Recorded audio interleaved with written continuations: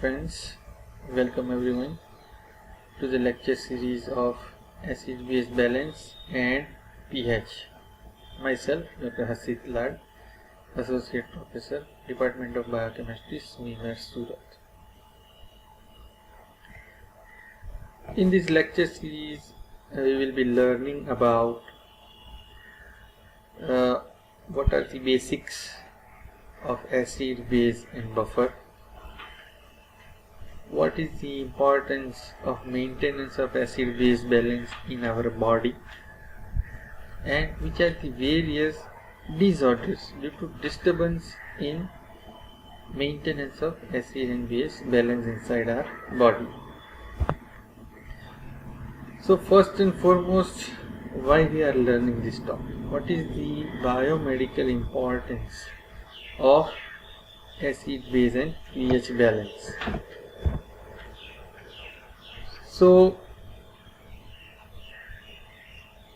various surface charge and configuration of various proteins, which also include enzymes, cell membranes and nucleic acid, they are maintained by normal body pH.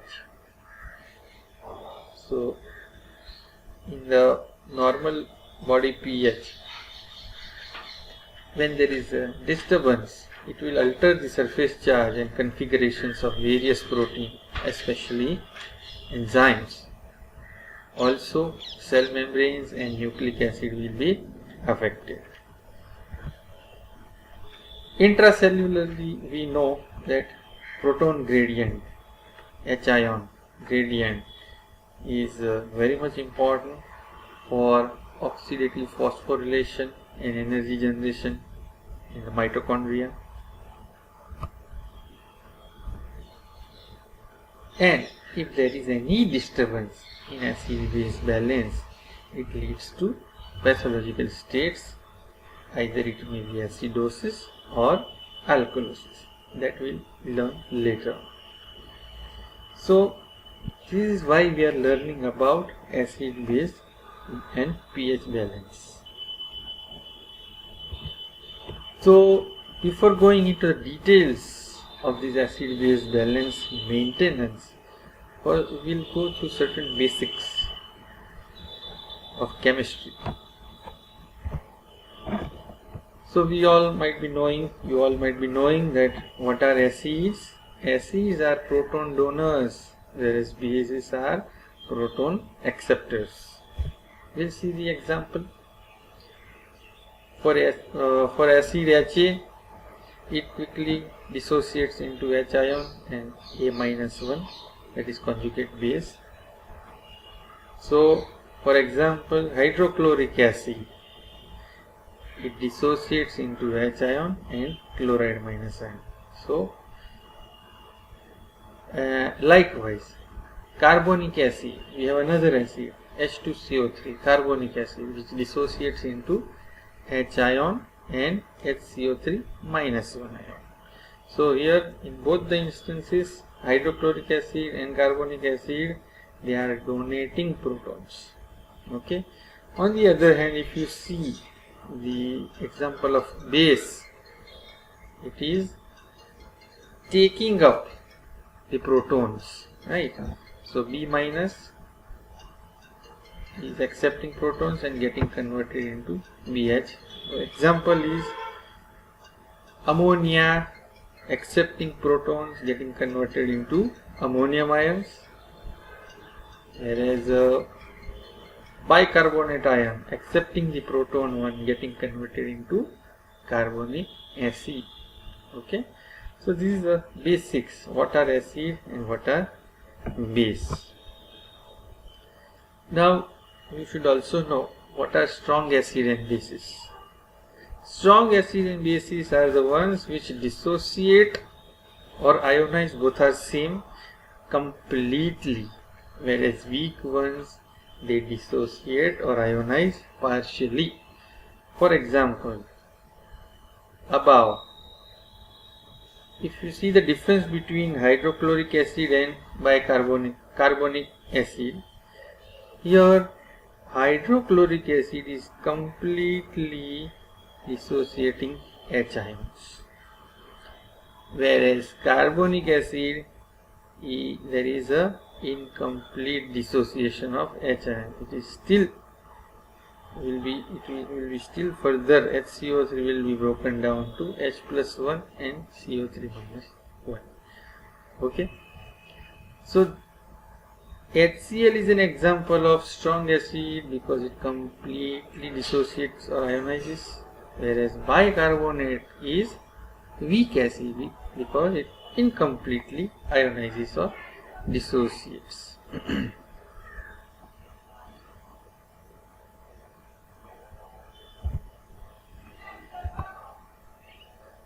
Now, why we are learning about acid and base? Because in our body there are various acids which are produced which are harmful and they need to be neutralized with the available system inside our body.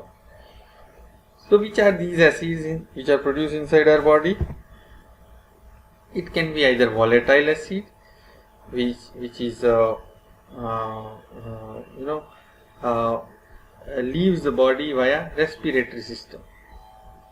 The prime example of volatile acid is carbonic acid. Carbonic acid dissociates into carbon dioxide and water, and CO2 leaves our body via lungs. Whereas fixed acid or non-volatile acids are the ones which are produced via metabolism. The examples are lactic acid, various keto acids we know, acetoacetate and beta hydroxybutyrate, these are the keto acids, phosphoric acids and sulfuric acid. Phosphoric acid and sulfuric acid production depends upon the protein diet, because phosphoprotein and phosphorus containing amino acid, phosphoprotein, phospholipids and nucleic acid, whereas sulfuric acid production will depend upon intake of sulfur containing amino acids which are there in methionine cysteine. So these are the various acids which are produced inside our body that needs to be tackled. Now to counteract these acids, we need various buffers.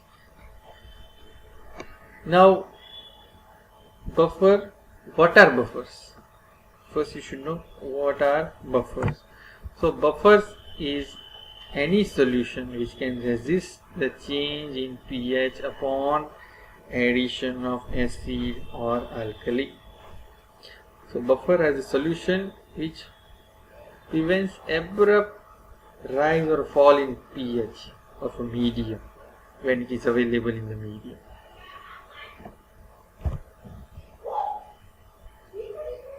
What it is made up of? It is made up of mixture of weak acid with their salt with a strong base. For example, bicarbonate buffer.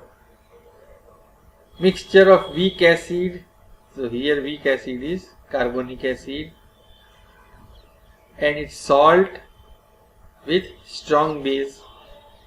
The salt component here is sodium bicarbonate. It is formed from strong base. So sodium in the salt is derived from sodium hydroxide, NaOH. That's why strong base. So mixture of weak acid with the salt with a strong base constitutes your buffer. In this instance it is bicarbonate buffer. Buffers can also be mixture of weak bases with their salt with strong acid. For example,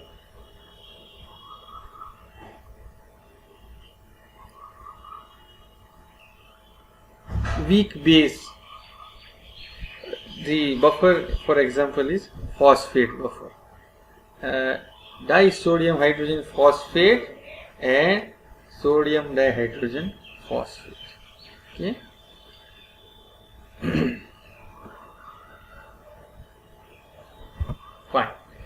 Now the question arises, how does buffer act? Previously we saw how buffers, what constitute buffer. Now we'll see how do they act. As per the definition, it resists the change in the pH upon addition of acid or alkali, that we'll see by an example. We'll take example of acetic acid and sodium acetate buffer. Weak acid with their salt with strong base. Yes, the buffer is acetic acid, sodium acetate buffer. Now, when you add alkali, what happens? Suppose we have added sodium hydroxide in a medium containing acetic acid and sodium acetate buffer. What will happen? Immediately, sodium hydroxide is a strong base, it will dissociate completely and release hydroxyl ions, and abruptly it will try to change the pH of the medium. But at the same time, what will happen? Your acetic acid will combine with sodium hydroxide and it will form sodium acetate salt, and hydroxyl ions will combine with their chain to form water. Now this salt prevents abrupt rise in the pH of the medium, which would occur if it would not have been there and we would have added sodium hydroxide. On the other hand, we'll also see how it resists a change in pH, the addition of strong acid.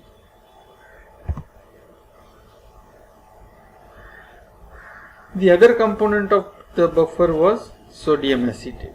So now when you add strong acid, say hydrochloric acid, what will happen? Your sodium acetate component of buffer will react with hydrochloric acid and it will form a weak acid, that is acetic acid, and form salt. Okay. Now we all know HCl dissociates completely, so it will try to decrease the pH within short time. But what happens here, when it reacts with this sodium acetate component of buffer, it forms a weak acid and it prevents abrupt fall in pH. So this is how your buffer act. Now to understand these buffer, we have an equation that is known as Henderson-Hasselbalch equation. It was given by two scientists, Henderson and Hasselbalch. So for a reaction Ha, which dissociates into H ion and A-1 base, it has a dissociation constant at equilibrium that is denoted by Ka. Ka implies at equilibrium the concentration of the individual ions divided by undissociated compound. Okay. So at equilibrium, what is equilibrium constant? That at equilibrium the ratio, it is the ratio of dissociated ions by undissociated compound. So here the Ha is acid, A-1 is its conjugate base or salt, and Ka is the dissociation constant. So dissociation constant is nothing but the ratio of undissociated ions, dissociated ions by undissociated compound, okay, or molecule. So based on that equation of Ka, we we derive the pH of the solution. So if you solve that equation for H ion, so H ion is equal to Ka, dissociation constant, into Ha divided by A minus. If you take both sides the logarithm, we know pH is a minus logarithm of H ion. So if you take minus log on both the sides, the minus log, which is equal to pH, becomes,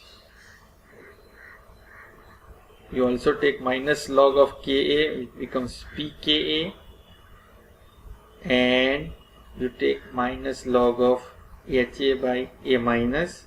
Okay, but if you convert, if you change the denominator, if you make numerator A minus and denominator Ha, then it becomes minus log becomes plus log. So now this is the Henderson-Hasselbalch equation, which says pH is equal to pKa plus log of A minus or conjugate base divided by Se or Ha in this instance. So pH is equal to pKa plus log of conjugate base, concentration of conjugate base or salt, divided by concentration of acid. We all know, we have learned about pKa. What is pKa? pKa is a pH at which the acid or base is half ionized, 50% ionization of acid and base. Now what does this Henderson-Hasselbalch equation suggest? It expresses the relationship between pH, pKa, concentration of acid and its conjugate base. Okay. If you closely observe the equation, pH is equal to pKa plus log of conjugate base or salt, concentration divided by concentration of acid. If you closely observe, what determines the pH of buffer? If you see, the pH of buffer is determined by the proportion or the ratio of conjugate base is to acid concentration. Whereas buffering capacity, how much that buffer will able to buffer, or how much buffer will be able to act, that buffering capacity will be determined by absolute concentration of this conjugate base and acid.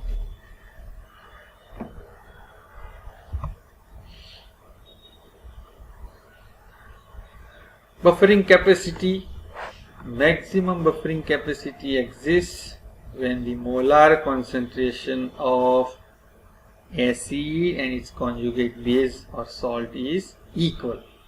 That means maximum buffering capacity occurs when the pH is equal to pKa of the buffer. Now we'll take one example to understand this. We take example of acetic acid and sodium acetate buffer to understand the buffering capacity.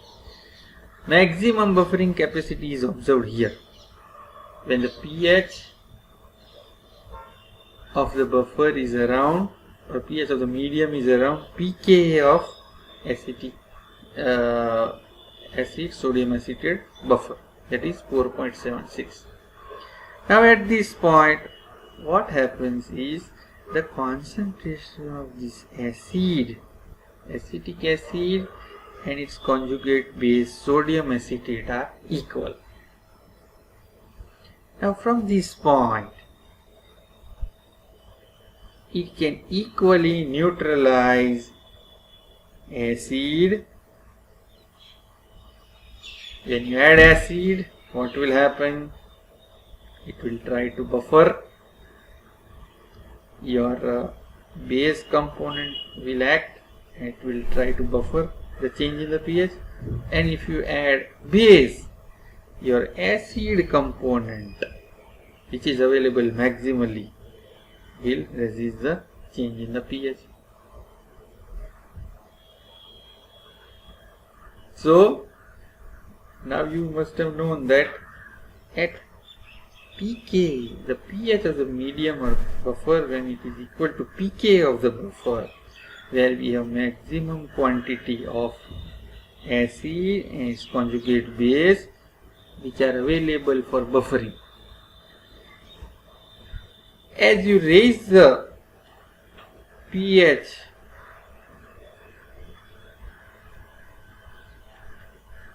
when the pH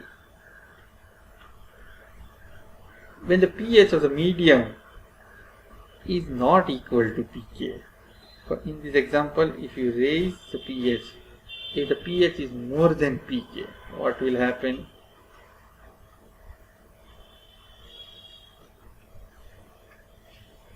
Your buffering capacity for acid will be low, because your base component will be less. Similarly, when the pH of the medium is less than pK, what will happen? Your capacity to neutralize acid will be low, because your CH3COO minus component will be less. Okay, so the effective range of buffer is usually maximally at pK of the medium and plus minus 1 pH. Okay, so effective range of buffer is pK plus or minus 1. So when pH is 1 unit above pK or 1 unit below pK, in this entire area the buffering capacity will be maximum, because we have enough of acid and its conjugate base available to buffer both acid and alkali in this region. Okay, so clear? So this is all about buffer, how do they act, and what is the buffering capacity and its relationship with pK. So this brings us to applications of Anderson-Hasselbalch equation. What does it say? Now why we are learning about this equation? So from this equation, pH is equal to pKa plus log of conjugate base or salt concentration divided by acid concentration. What do we learn from this equation? It says change in the pH from this formula. Change in the pH of buffer can be predicted upon addition of known quantity of acid or alkali. Very much apt. When you add known quantity of acid or alkali, there will be corresponding change in the pH of buffer. Conversely, if you have pH of buffer, you can find out the concentration of salt and acid from the pH. How much salt and acid has been used to constitute this much pH of buffer. Now, this is all about chemistry. What is the importance of this Anderson-Hasselbalch equation in acid-base status inside our body? So clinically, Anderson-Hasselbalch equation, we have various buffer systems inside our body. Based on this Anderson-Hasselbalch equation, clinically it helps in assessing the acid-base status. whether there is acidosis, alkalosis, or there is eupHemia. If there is disturbance, how severe is the disturbance, that it can also be predicted by Anderson-Hasselbalch equation. And if there is either acidosis or alkalosis, whether the buffer system of the body will able to bring down the pH to normal, that is known as compensation. That also, whether the body will be able to compensate it or not, that also can be predicted by this formula. We'll understand this thing with an example. So this is the you can say liver fulcrum figure. We'll take help of this figure to understand how the ratio of buffer based on Anderson-Hasselbalch equation predicts the body pH and severity of change in pH, and how it can predict the compensation. Okay. So in this example, if you see, this is the bicarbonate concentration, and this is the ratio of, we have buffer in our body that is known as carbonic acid bicarbonate buffer. Okay. The carbonic acid is directly related with dissolved carbon dioxide. That's why we have kept this here, concentration of dissolved carbon dioxide. Now if you see here, at the concentration of 27 millimole of bicarb, you have concentration of 1.35 millimole of dissolved CO2, which brings us to the ratio. The ratio between these two is 20:1, which maintains pH around 7.4. So pH is equal to pKa plus log of HCO3 divided by log of dissolved CO2. So if you take 20:1 ratio of base to acid, it will maintain your normal body pH. The ratio also predicts whether there will be acidosis, whether there will be alkalosis, or whether there will be acidosis. If you see from this point, if the ratio between bicarbonate and carbonic acid or dissolved carbon dioxide changes, if it rises to 40:1, it will predict that pH, there will be alkalosis, because your pH will be around 7.7 and your concentration of bicarb will be 44. Okay, so it will say there will be alkalosis. Similarly, when this arrow goes down, the ratio between bicarbonate to carbonic acid is 10:1 against 20:1 normal. It will predict, it will say there is acidosis, because at this ratio your pH will be 7.1, which is less. So it is a state of bicarbonate deficit, which will alter the ratio and predict the pH. Bicarbonate excess will alter the ratio and predict the pH. It will also, based on this ratio, we can see how severe is the acidosis or alkalosis. Okay. When the ratio is 8:1, pH is 7, it is severe, compared to ratio 16:1, where acidosis is comparatively less severe. Also, it will predict whether our body compensatory mechanism will be able to compensate this ratio and will be able to restore the pH to normal or not. Based on this ratio, we can predict. So this is how Henderson-Hasselbalch equation helps in clinically assessing the acid-base disorders, its severity, and it also predicts the compensation.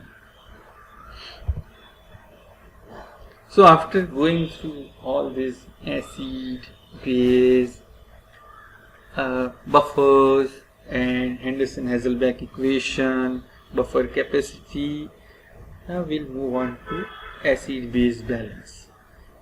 What is the normal scenario inside our body? So our normal body pH ranges from 7.35 to 7.45 with average resting at 7.4. If you see various body fluid pH, blood is 7.4, urine as expected, it is acidic because it is excretory function, and we have changes, extremes of pH, where at the other end we have pancreatic juice which is alkaline.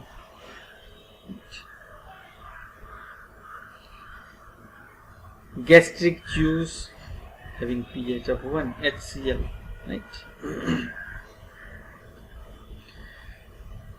So these are the mean pH of some body fluid in our body. Alteration in pH of body fluids may lead to acidosis or alkalosis.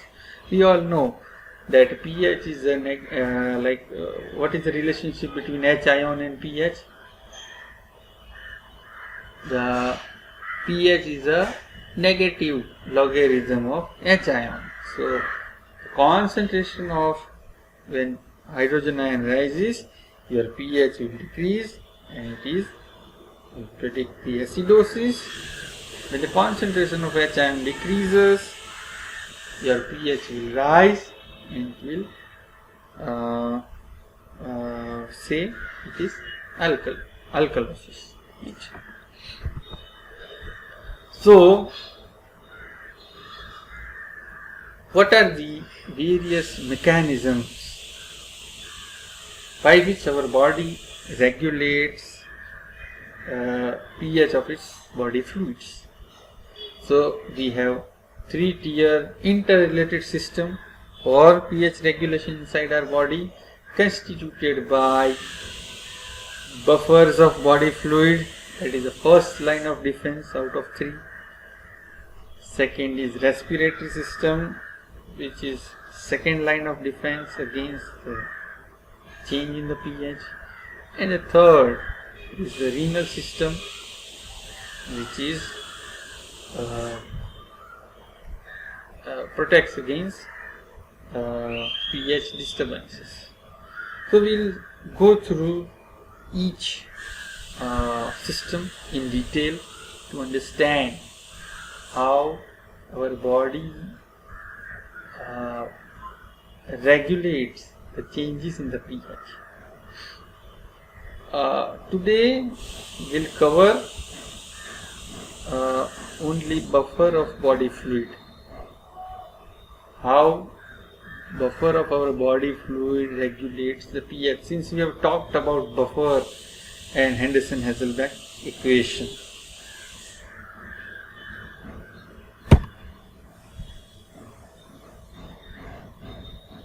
So body fluid buffers, if you see, they are the first line of defense against the acid load.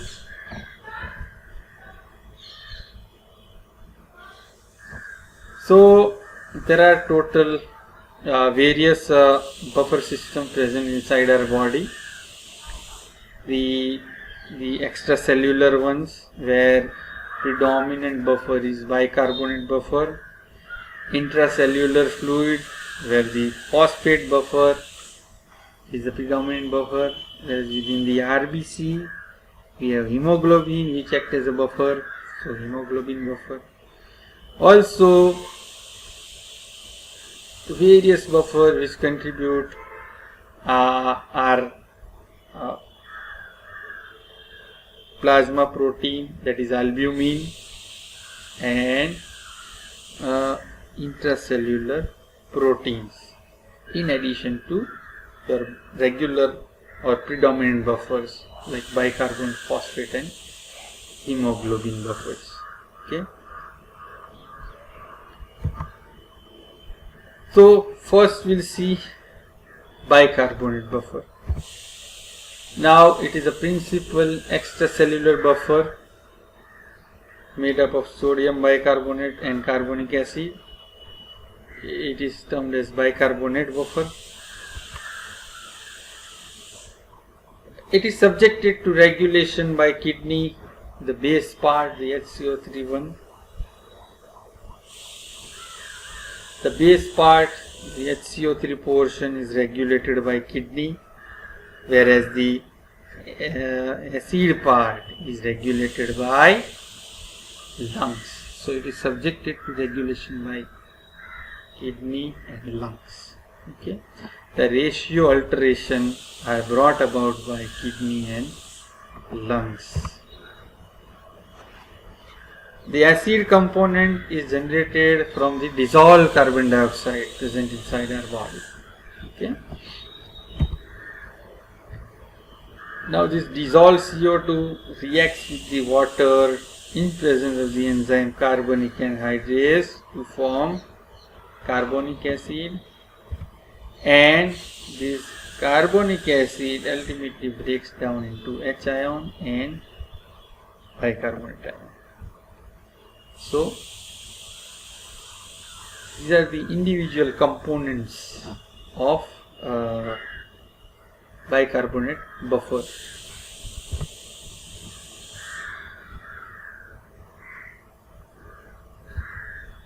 The next is phosphate buffer. Now it is the major intracellular buffer, having a pKa around 6.86.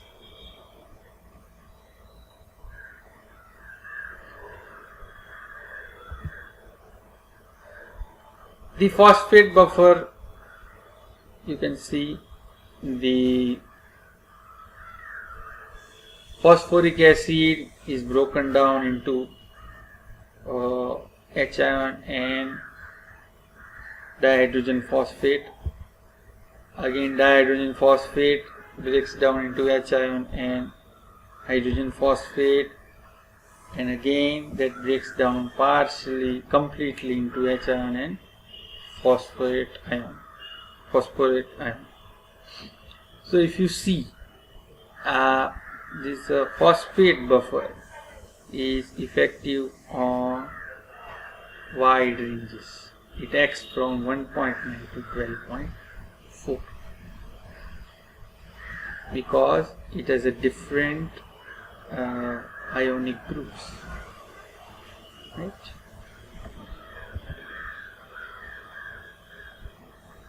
Different ionizable groups. Okay.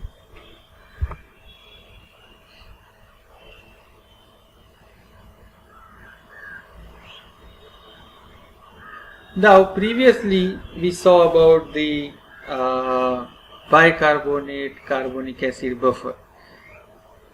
That buffer is highly effective even at physiological pH of 7.4, where base to acid ratio is 20:1, in spite of the fact that its pKa value is 6.1. Now previously we learned that whenever the pH is equal to pKa, the buffering capacity will be maximum. But if you consider the carbonic acid bicarbonate buffer, its pKa value is 6.1, whereas our body physiological pH is 7.4. Okay, so the ratio to maintain the pH of 7.4 is 20:1 against 1:1, which is observed at pH 6.1. Now, in spite of there is difference between physiological pH and pK value of buffer, it is highly effective even at physiological pH. So now if you consider the Henderson-Hasselbalch equation, pH is equal to pKa plus a log of concentration of bicarbonate ions is to carbonic acid. Now if you take body fluid pH 7.4, pKa of buffer 6.1, so the resultant 1.3 becomes your log of base concentration divided by acid. If you take anti-log of this anti-log of 1.3, which ultimately predicts the ratio of bases to acid, so it becomes 20:1. So this is how your ratio of 20:1 at pH of 7 will maintain your pH 7.4.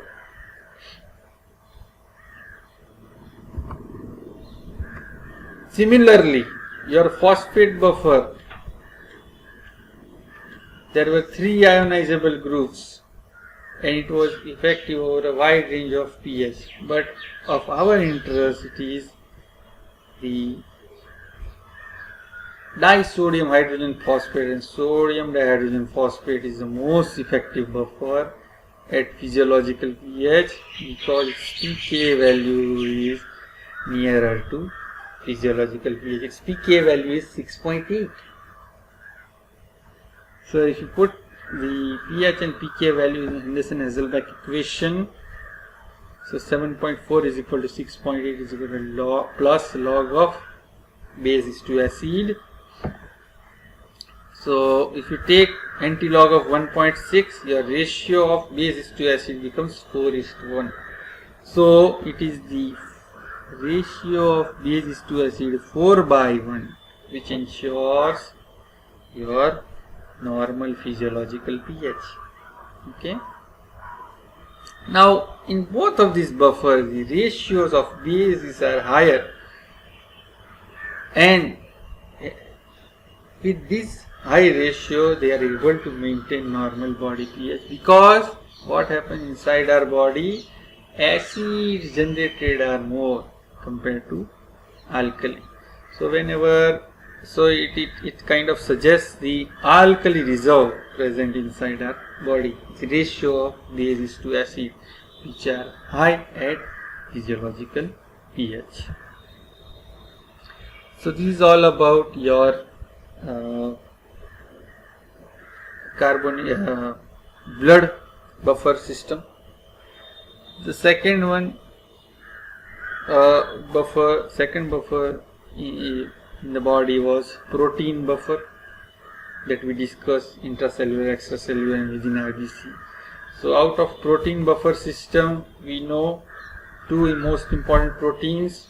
One present inside RBC is hemoglobin, which helps in buffering of the H ions, and albumin present in the plasma, which helps to counteract H ions. Now we have learned during chemistry of amino acid that these two proteins contain high amount of histidine, which has imidazole group, which has a pK of 6.1, which is nearer to our physiological pH of 7.4. So this is highly effective buffer since its pK is nearer to the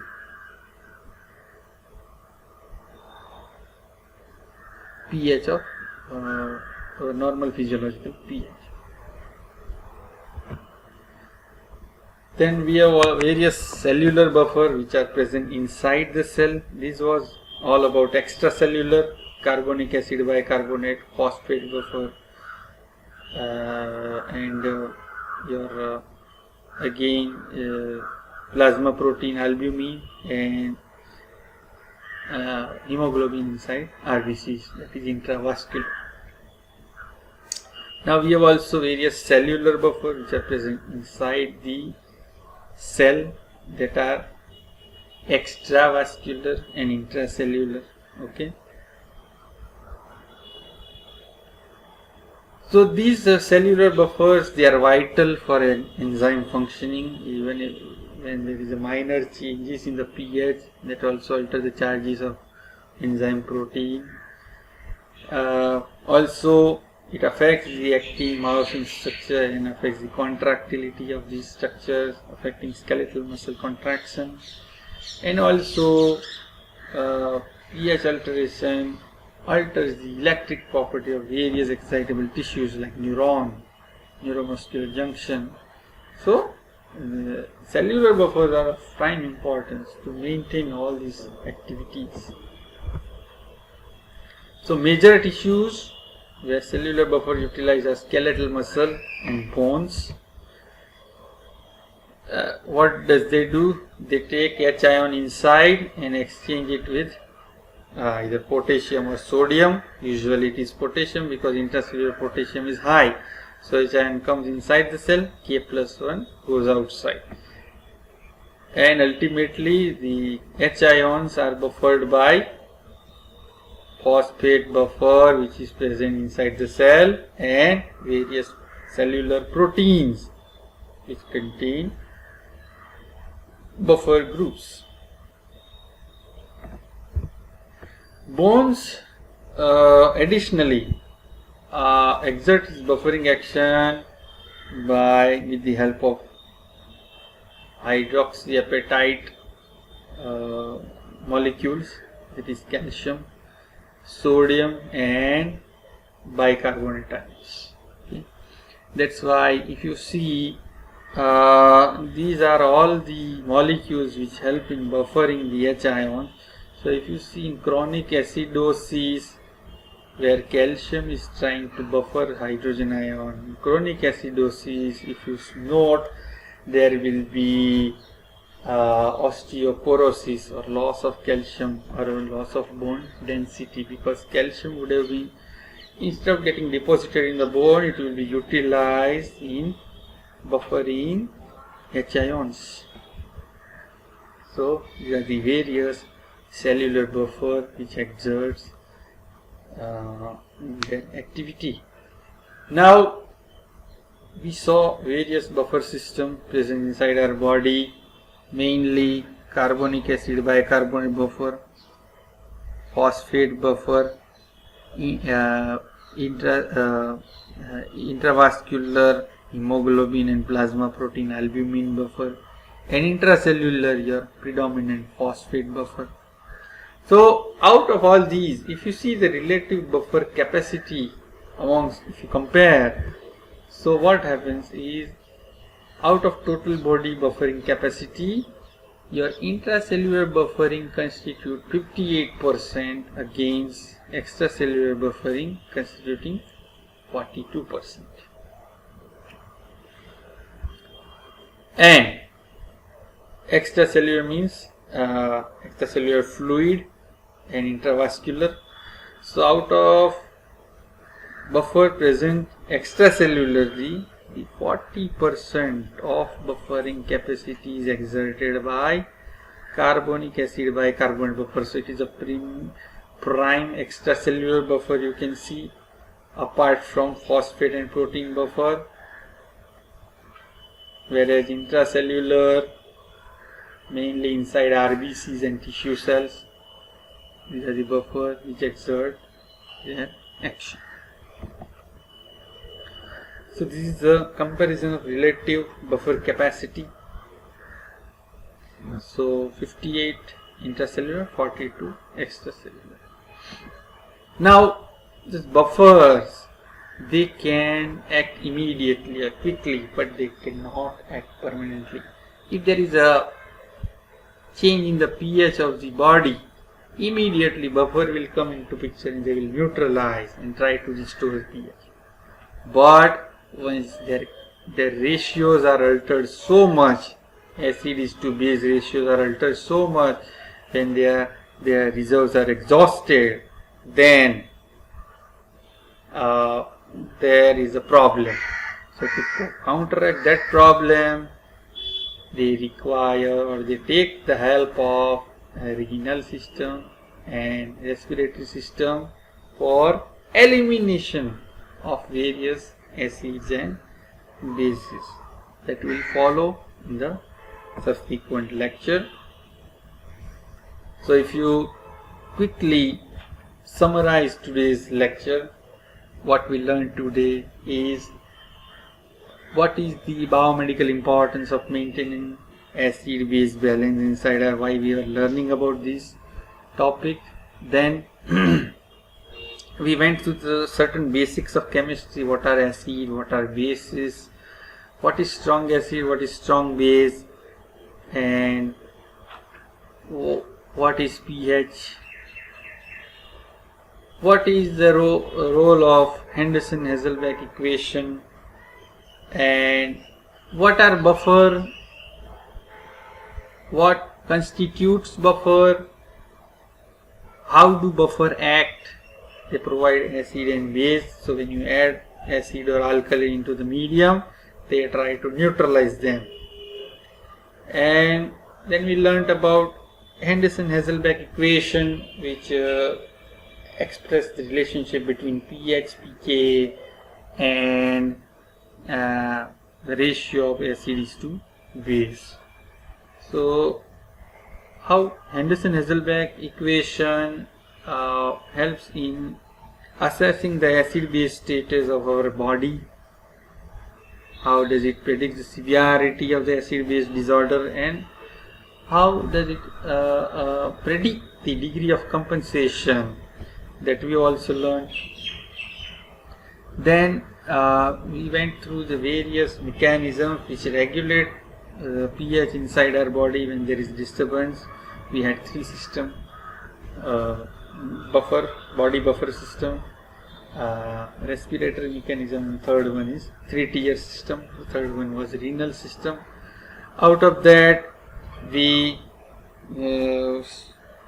had insight in detail about body buffer system, which are the various buffers present inside our body, especially extracellular and intracellular. How do they act? How do they maintain normal pH of our body? And in the end, last we saw what are the various buffering capacities of all this system of body fluid buffers. So thank you everyone. Next lecture series will learn about the renal system, the second tier system, that is respiratory system, and third tier renal system. How do they contribute to maintain body pH in addition to body buffer. Thank you everyone.